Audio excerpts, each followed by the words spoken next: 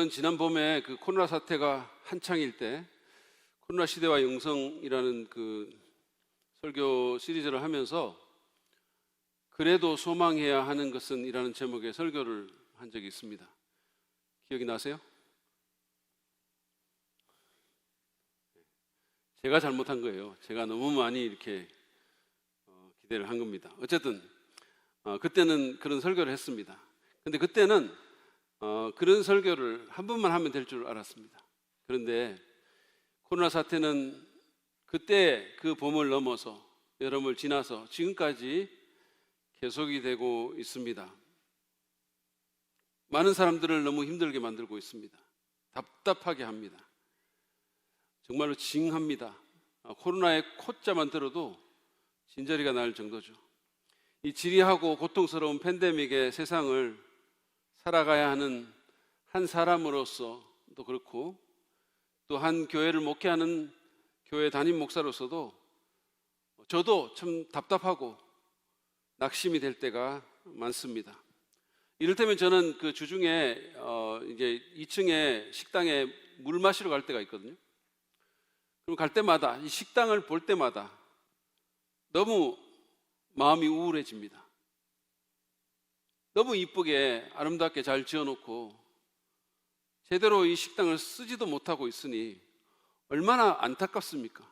앞으로 언제 쓰게 될지도 잘 모르겠고, 그래서 식당에 예전에 사람들이 가득 차 있던 모습, 막 줄 서서 기다리고 저기 새 가족들 앉아 계시고 성도들이 가서 막 섬기고 이런 모습들을 생각하면 꼭 무슨 딴 세상 같은, 언제 그런 때가 있었던가라는 그런 생각이 듭니다.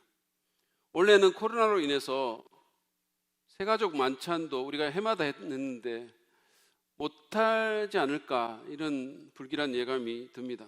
만약에 그렇다면 제가 우리 사랑믿는 교회를 목회한 후에 처음 있는 일이 되겠죠. 생각만 해도 우울합니다. 근데 여러분에게도 아마 뭔가 생각만 해도 우울한, 또는 여러분을 답답하게 하고 힘들게 하고 낙심시키는 일들이 있을 것입니다. 그럼에도 불구하고 저는 오늘 소망에 대해서 얘기를 하려고 합니다. 그럼에도 불구하고 여러분도 소망을 말해야 되고 노래해야 되고 소망을 갖고 살아야 합니다. 왜냐하면 소망은 우리의 생명줄이기 때문입니다. 단테는 자신의 걸작인 신곡 지옥편에서 지옥의 입구에 이런 간판이 걸려 있다고 상상했습니다. 너희 여기로 들어오려는 자, 일체의 희망을 버려라. 단테에 의하면 지옥은 희망이 전혀 없는 곳입니다. 뒤집어서 얘기하면 희망 없는 곳이 바로 지옥이라는 거죠. 소망 없는 곳, 희망할 수 없는 곳이 지옥입니다. 사람은 음식 없이 40일을 살 수 있고, 물 없이 4일을 살 수 있고, 공기 없이 4분을 살 수 있지만 희망이 없으면 4초도 못 산다라는 글을 제가 어디선가 읽어본 적이 있습니다. 희망 또는 소망은 사람을 살게 하는 원동력입니다. 문제는 우리에게 그런 소망의 근거가 있느냐 하는 거죠. 소망을 가져야 한다는 것, 그 당위성, 소망을 가져야 제대로 살 수 있다는 건 알겠는데, 이런 상황에서 뭐 그럴 만한 건덕지가 있어야지 소망을 가지든 말든 할 게 아니냐는 말입니다. 이 위기의 시대에, 수많은 사람들이 고통받는 이 시대에 우리로 하여금 계속해서 소망을 갖고 살게 만드는 근거는 무엇일까요? 우리는 왜 낙심하거나 체념하지 말고 계속해서 소망을 노래해야 합니까? 왜 계속해서 우리는 소망의 끈을 붙들고 살아가야 할까요? 그것이 오늘 본문을 통해서 우리가 생각해 볼 주제입니다. 거기에 대한 대답을 여러분과 나누기 전에 먼저 본문의 내용을 좀 간략하게 살펴보고 가기를 원합니다. 읽으시면서 읽을 때 들으셨겠지만 사실은 이게 별로 그렇게 이해하기 쉬운 본문은 아니에요. 별로 친근하지 않습니다. 구약의 선지자들이 다 좀 그렇죠. 제가 전에 말씀드린 것처럼 이 하박국 3장은 하박국이 하나님께 올려드리는 기도이며 찬양입니다. 이전에 우리가 본 것처럼 3절부터 7절까지는 하나님의 현현과 영광에 대한 하박국의 찬양이 나오는데, 그러던 하박국이 오늘 본문이 시작되는 8절에서 이런 질문을 던집니다. 주님, 강을 보고 분이 여기시는 것입니까? 강을 보고 노를 바라시는 것입니까? 바다를 보고 진노하시는 것입니까? 어찌하여 구원의 병거를 타고 말을 몰아오시는 것입니까? 이 구절에서 하박국은 하나님을 말과 병거를 타고 오시는 전사로 묘사합니다. 그는 그 하나님에게 강과 바다를 보고 진노하시느냐고 묻습니다. 이것은 홍해를 가르시고 요단강을 뒤로 물러가게 했던 과거의 그 사건을 연상시킵니다. 하나님은 강과 바다에 감정이 있어서 그러시는 걸까요? 그것들을 붙들고 그것들과 싸우려는 것일까요? 아닙니다. 과거의 고대 사회는 강과 또는 바다를 신격화하거나 종종 그것과 연관된 신을 사람들이 섬기곤 했습니다. 따라서 하나님은 강과 바다와 싸우시려는 것이 아니라 그것들로 상징되는 악한 세력들과 싸우시려는 것입니다. 9절 상반절에 보면 하나님은 또한 궁수로 표현이 됩니다. 우리 대한민국이 너무 잘 아는 그 활 쏘는 거 있잖아요. 9절 상반절입니다. 주님께서 활을 꺼내시고 살을 메우시며 힘껏 잡아 당기십니다. 전사이신 하나님이 이제 전투 준비를 끝냈다는 뜻입니다. 그러면서 하박국은 셀라라는 용어로 잠시 멈춰서 이 하나님의 모습을 묵상하라고 요청합니다. 자기 백성을 위해서 구원의 병거를 타고 싸움에 임하시는 위풍당당한 전사 하나님의 모습을 거룩한 상상력으로 그려보고 떠올리고 그 하나님의 모습으로 마음을 채우라는 겁니다. 그런 다음 그는 주님께서 강줄기로 땅을 조각조각 쪼개십니다 라고 말합니다. 기가 막힌 표현이잖아요. 강줄기가 이렇게 흘러가면서 땅을 경계를 만드는 그 모습을 그는 이렇게 표현하죠. 시적으로 하나님의 창조사역, 주권자 하나님이 일하시는 모습을 그는 이렇게 멋지게 표현했습니다. 10절은 하나님의 행하심에 피조세계가 어떻게 반응하는지를 서술하는데, 여기서도 시적인 표현이 우리의 눈길을 사로잡습니다. 보시죠. 산이 주님을 보고 비틀거립니다. 그 샘물이 넘칩니다. 지하수가 소리를 지르며 높이 치솟습니다. 멋지지 않습니까? 선지자들은요, 구약의 선지자들은 시인입니다. 시편 77편 16절 17절에 보면 이것과 비슷한 진짜 시인이 쓴 표현이 나옵니다. 이것도 한번 보시죠. 하나님이여, 물들이 주를 보았나이다. 물들이 주를 보고 두려워하며 깊음도 진동하였고 구름이 물을 쏟고 궁창이 소리를 내며 주의 화살도 날아갔나이다. 물들이 주를 보았대요. 여러분, 아무런 감흥이 없으십니까? 이런 표현을 보고 우리는 이 가을에 시심을 좀 회복할 필요가 있습니다. 오늘 예배 끝나면 왕송호수를 가시든지 백운호수를 가시든지 어떻게 좀 해보세요. 제가 이 얘기를 하니까 이 구절들을 떠올리니까 영국의 시인인 바이런이라는 사람의 일화가 떠오릅니다. 이 사람은 옥스퍼드 대학을 다니면서 종교학 시험을 한 번은 보고 있는데, 그날의 문제가 가나안 혼인 예식장에서, 결혼식장에서 물로 포도주를 만드신 예수님의 기적을 신학적인 관점에서 논하라라는 그 시험 제목을 받고 시험을 보고 있었어요. 유명한 사건이잖아요. 학생들이 열심히 답안을 작성하는데 유독 한 학생만 멍하니 창밖의 풍경을 하염없이 쳐다보고 있는 거예요. 바로 이 바이런이었습니다. 시험이 끝나기 5분 전까지도 그는 계속해서 창밖을 바라보며 상념에 잠겨 있었습니다. 그래서 답답해진 교수가 그에게 다가가서 왜 그러냐고, 한 줄만 쓰라고, 한 줄만 쓰면 그러면 낙제는 받지 않을 거라고 말했어요. 바이런은 펜을 들어서 단 한 줄을 쓰고는 강의실을 나갔습니다. 그가 쓴 내용이 이랬습니다. 물이 그 주인을 알아보고 얼굴이 붉어졌더라. 기가 막히지 않습니까? 물이 주인을 알아보고 그 얼굴이 붉어졌더라. 제가 만약에 교수였다면 A 학점을 줬을 겁니다. 근데 또 이렇게 말하다 보면 혹시 이 설교 방송 듣는 우리 신학생들이 또 한 줄만 쓰고 시험에서 나갈까 봐 좀 염려가 되긴 해요. 근데 짧게 쓴다고 무조건 A를 주지는 않습니다. 영감이 없으면 길게라도 써야 되죠. 기가 막힙니다. 11절은 이 전사 하나님의 위용으로 인해서 해와 달도 무색할 지경임을 묘사합니다.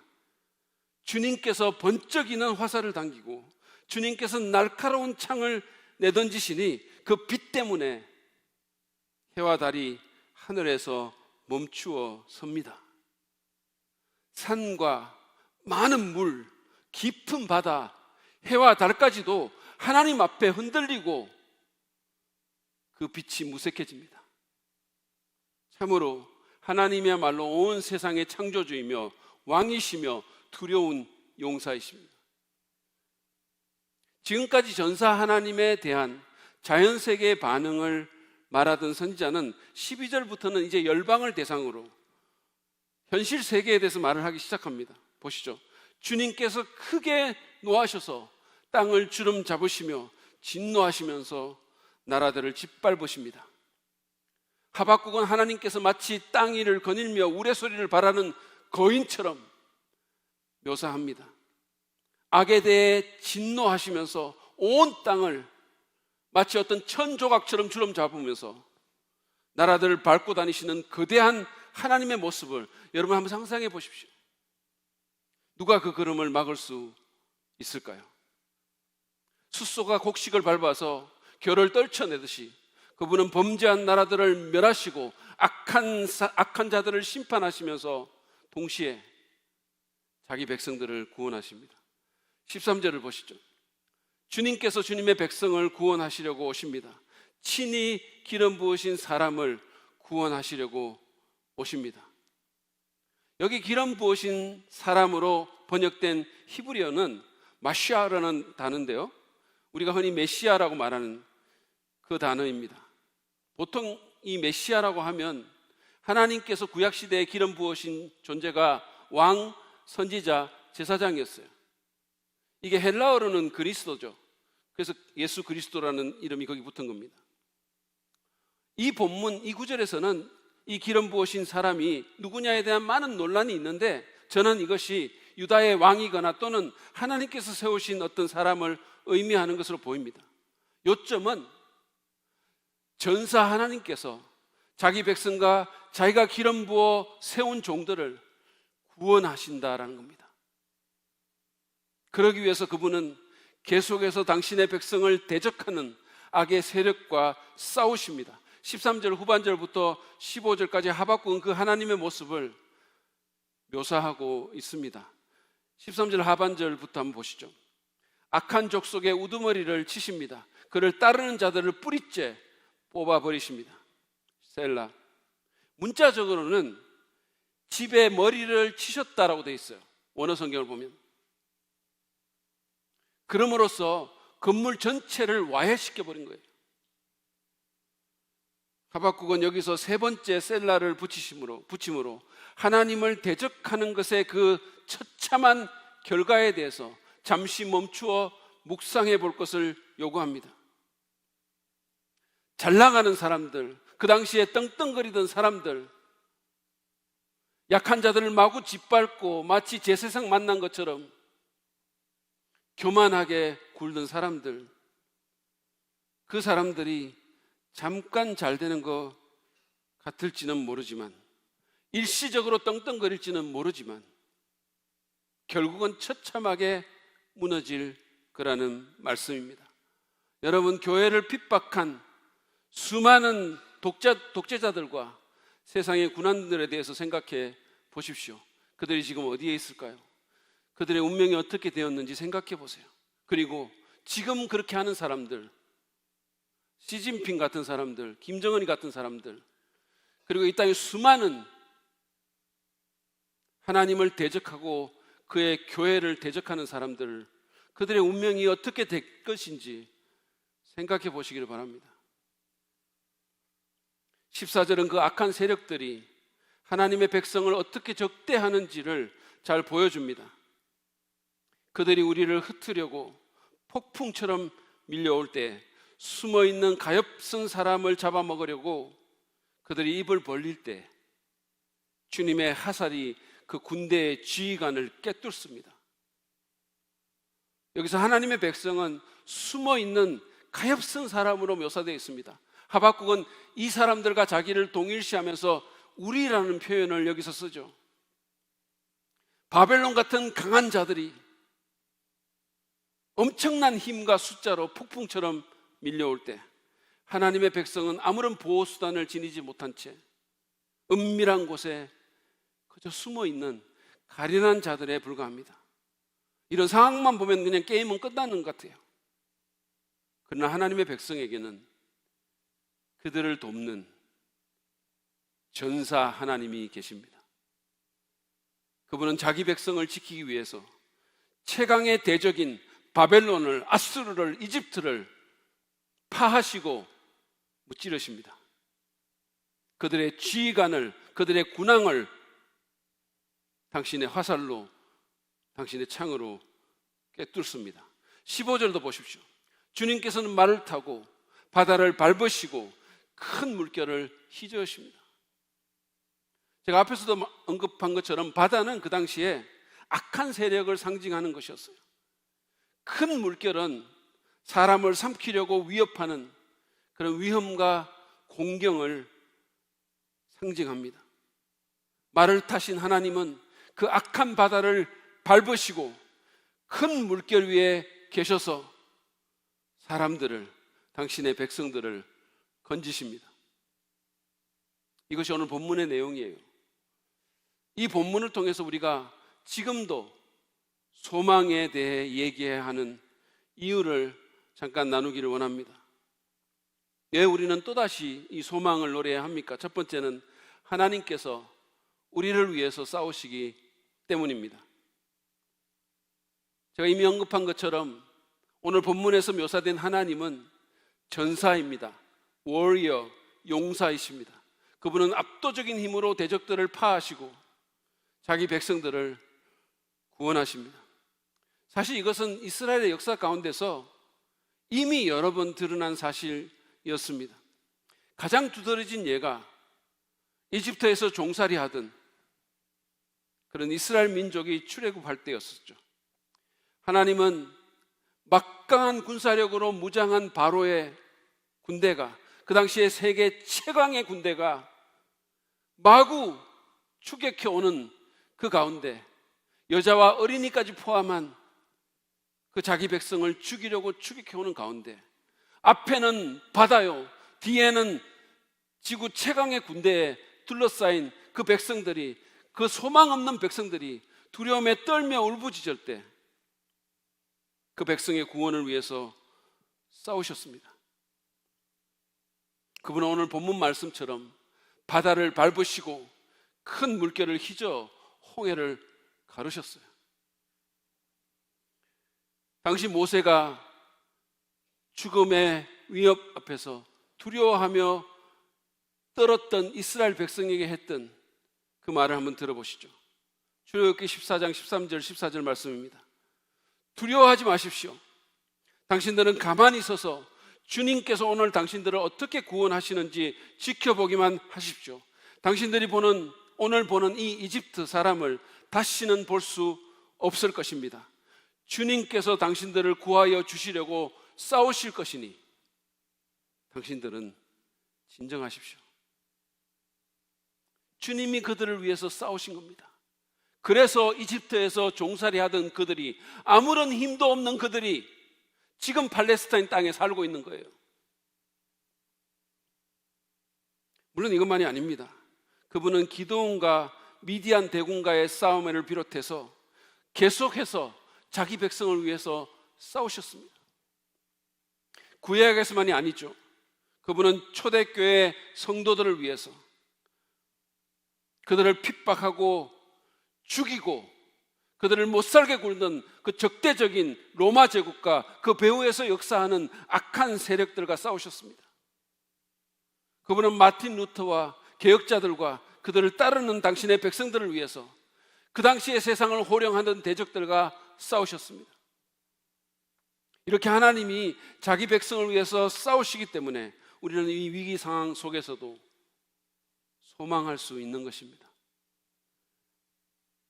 우리가 다음번에 설교에서 보겠지만 하박국은 하나님께서 자기 백성들을 위해 싸우신다는 사실을 깨달았기 때문에, 그 하나님이 전사라는 사실을 깨달았기 때문에 비록 무화과 나무에 열매가 없고 밭에는 거두어 드릴 것이 없고 외양간에 소가 없을지라도, 비록 일장과 상황은 아무것도 변한 것이 없을지라도 기뻐한다라고 말할 수 있었던 것입니다.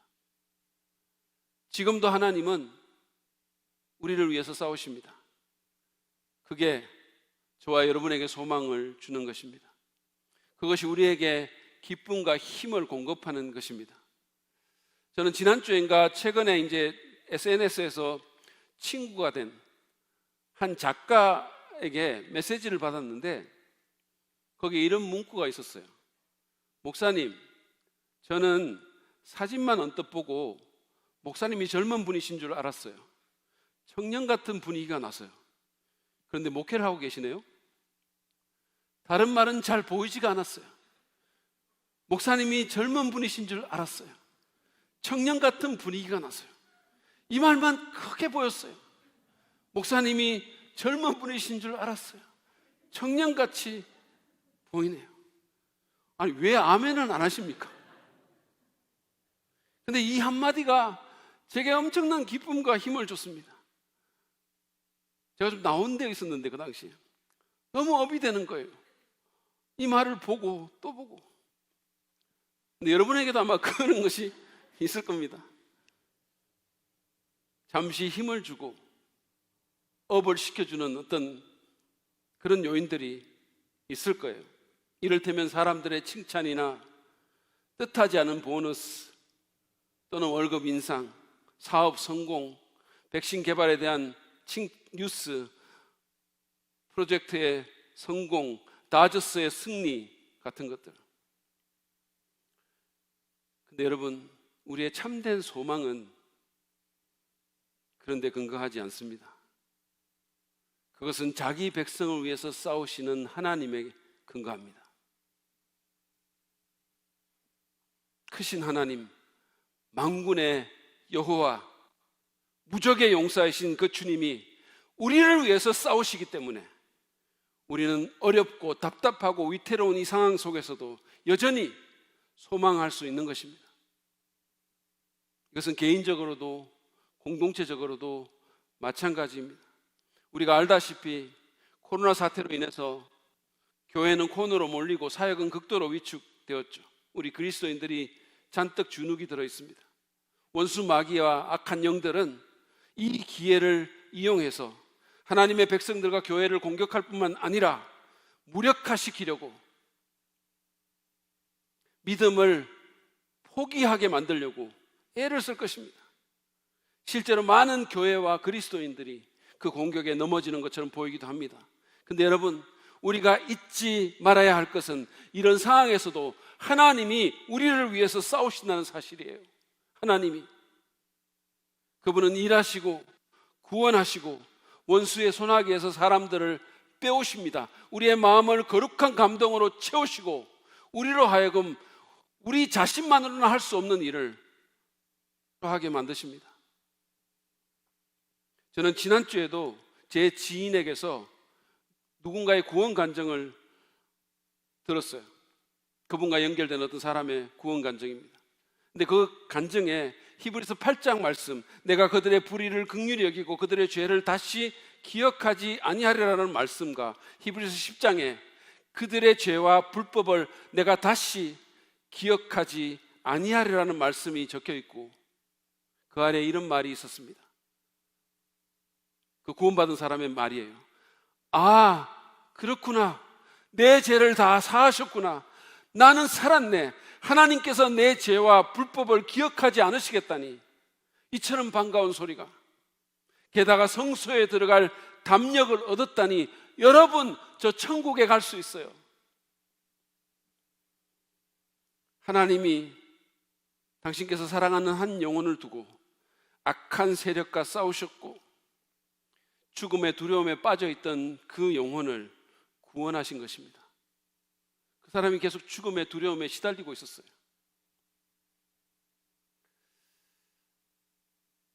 기억하십시오. 하나님은 여러분 각자를 위해서 싸우십니다. 여러분의 자녀들을 위해서 싸우십니다. 그분은 우리 교회를 위해서, 그리고 세상의 모든 참된 하나님의 교회를 위해서도 싸우십니다. 물론 유튜브 세계에서도 재밌기 TV를 위해서 싸우십니다. 곧 구독자 1000명이 될 줄로 믿습니다. 아멘 하셔야 되는 거 아니에요? 여러분 기억하십시오. 우리는 결코 코너에 몰려서 패배가 예상된 가련한 사람들이 아닙니다. 불멸의 챔피언인 주님께서 구원의 병거를 타고 말을 몰고 우리를 구원하시기 위해서 오십니다. 그 사실이 모든 것을 바꾸어 놓을 것입니다. 바울은 로마서 8장 31절에서 하나님이 우리 편이시면 누가 우리를 대적하겠습니까? 라고 말했습니다. 하나님이 우리 편이시면 누가 우리를 대적하겠습니까? 그러므로 우리를 위해 싸우시는 그 주님을 믿음으로 바라보고 눈에 보이지 않더라도 그분을 의지하고 말씀과 기도와 성령으로 그분 옆에, 그 용사 옆에 단단히 붙어 있으시기를 바랍니다. 소망의 끈을 놓지 말고 절대 체념하지 말고 계속 주저앉아 있지 말고 일어서시기를 바랍니다. 그분이 돌보시고 그분이 지키시고 그분이 여러분을 위해서 싸우시기 때문입니다.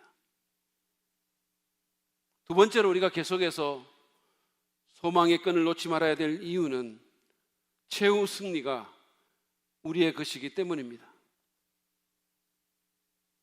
최후의 승리는 저와 여러분의 것입니다. 오늘 본문은 전사 하나님을 묘사하면서 동시에 악한 세력에 대한 그분의 승리를 노래하고 있습니다. 그러나 이 묘사는 사실 하박국 시대의 사람들에게는 매우 비현실적으로 들렸을 거예요. 그들과 승리는, 그 하박국 시대의 그 하나님의 백성들과 승리는 너무 어울리지가 않았습니다. 당시의 사람들이 승리라는 말을 들으면 누구를 생각했을까요? 여러분은 누구를 생각하고 무엇을 생각합니까? 저는 강승리를 생각했어요. 성목현 형제도 아마 그럴 겁니다. 어떤 분들은 이상한 승리를 생각하시는 분도 있을 수 있어요. 연예계의 그 승리. 근데 그 당시의 사람들이 승리라는 단어를 들으면 그들은 아마도 틀림없이 바벨론이나 이집트 같은 그런 막강한 제국들, 그리고 그 제국을 호령하는 자들, 권세 있는 자들, 느부갓네살 같은 사람들을 떠올렸을 것입니다. 왜냐하면 그들이 승리자였기 때문입니다. 그들은 떵떵거리고 있었고 어깨에 힘이 잔뜩 들어가 있었고 잘 나가고 있었습니다. 그들이 사람들을 짓밟았고 남의 것을 빼앗았고 누구도 그들에게 뭐라고 하지 못하고 그들이 자기 세상 만난 듯이 설쳐대고 있었습니다. 높은 곳에 자기들의 저택을 짓고 편안한 삶을 살고 있었습니다. 그러나 하박국은 선지자의 예지력으로 결국은 그들이 패배할 것을 보았습니다. 무적의 전사이신 여호와 하나님이 그들의 우두머리와 그 따르는 자들을 뿌리째 뽑아버리실 것을 그는 본 것입니다. 그래서 결국은 완전한 역전이 벌어지게 될 것입니다. 잘 나가던 그들이 패배자가 되고 아무 보호 수단 없이 숨어있던 하나님의 백성이 승리자가 될 것입니다. 그리고 실제로 그렇게 되었습니다. 왜냐하면 하나님이 그들에게 승리를 주시기 때문이에요. 하박국의 시대와 마찬가지로 지금 우리의 시대에도 하나님을 믿는 그리스도인은 승리와는 별로 관계가 없어 보여요. 대부분의 경우에 주님을 따르는 삶은 고단하고 사람들이 보기에 고지식해 보입니다. 아니 그냥 문화적인 그리스도인이 돼서 일주일에 한 번 교회만 왔다 갔다 하는 그런 거 말고 정말로 우리가 십자가를 지신 그분을 제대로 따르는 그 믿음의 삶을 산다면 고단한 삶이죠. 말씀대로 살면 세상에서 패배가 예정된 것처럼 보입니다. 예수님은 우리의 가는 길이 협착하고 문이 좁아서 찾는 사람들이 적을 것이라고 그렇게 이미 말씀하셨습니다. 한마디로 인기가 없는 삶이라는 거예요.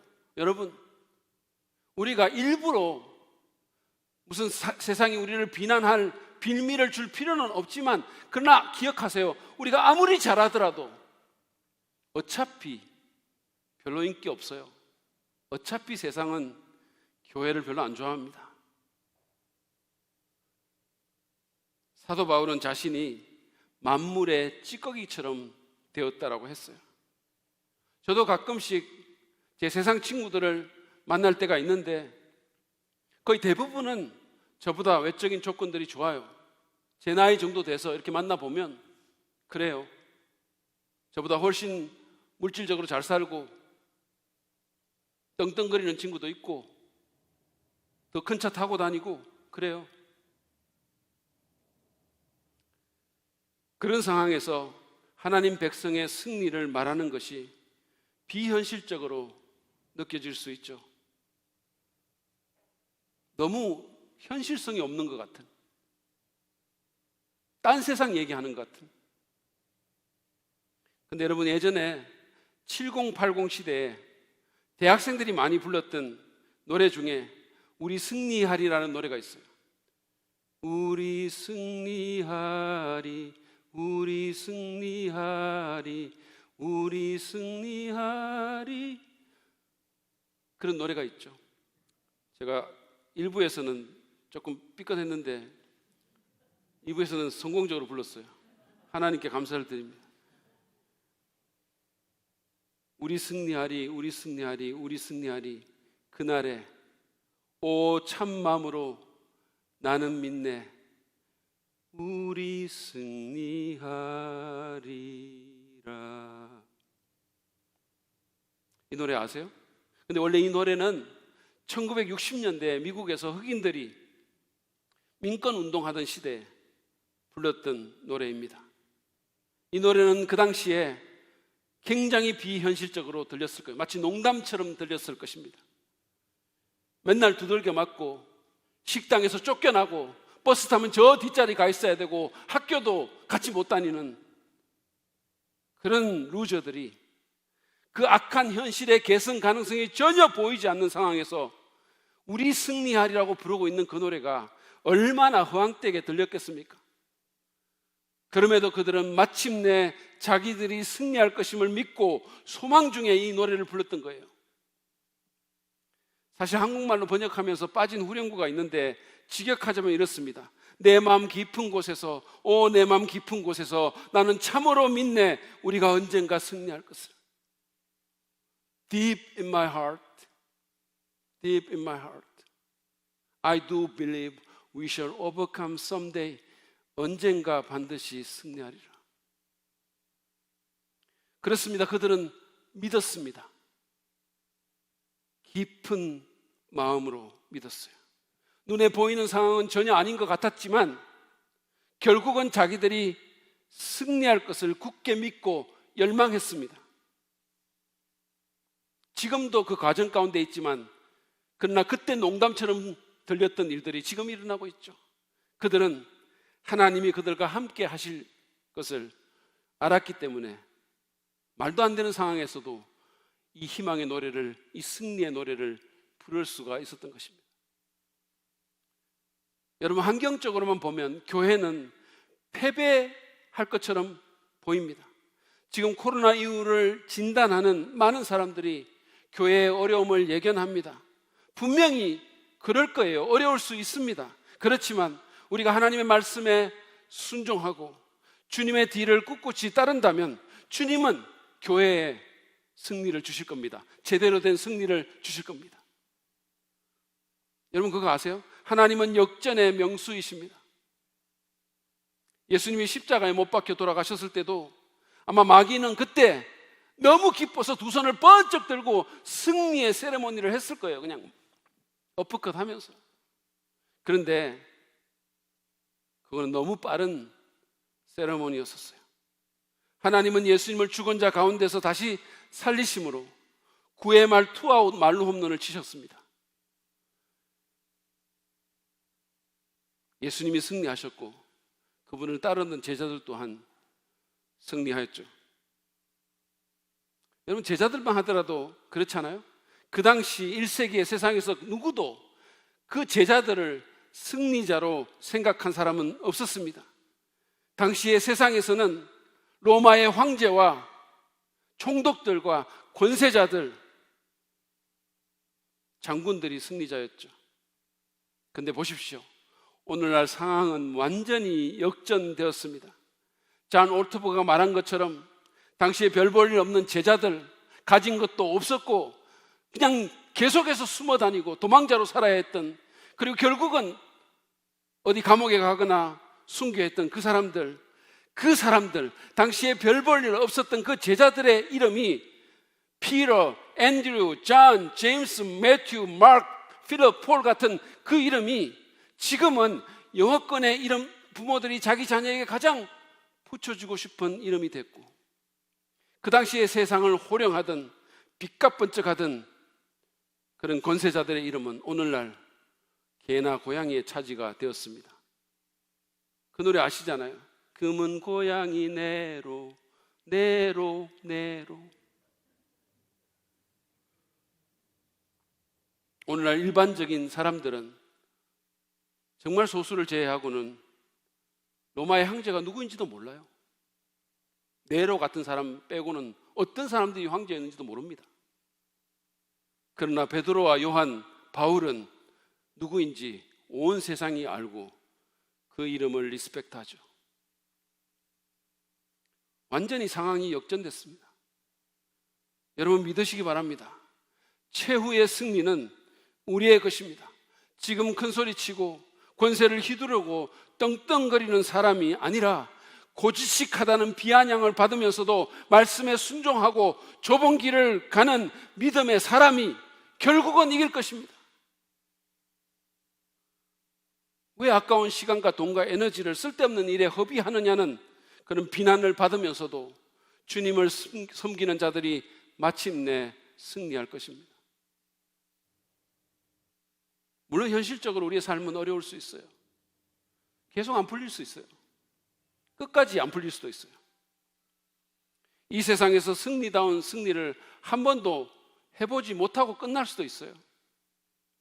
그러나 그럼에도 불구하고 여러분, 낙심하거나 체념하거나 포기하지 마시기를 바랍니다. 왜냐하면 요기 베라의 말처럼 끝날 때까지는 끝난 것이 아니기 때문이에요. 왜냐하면 우리의 삶은 지금 여기에만 있는 것이 아니기 때문입니다.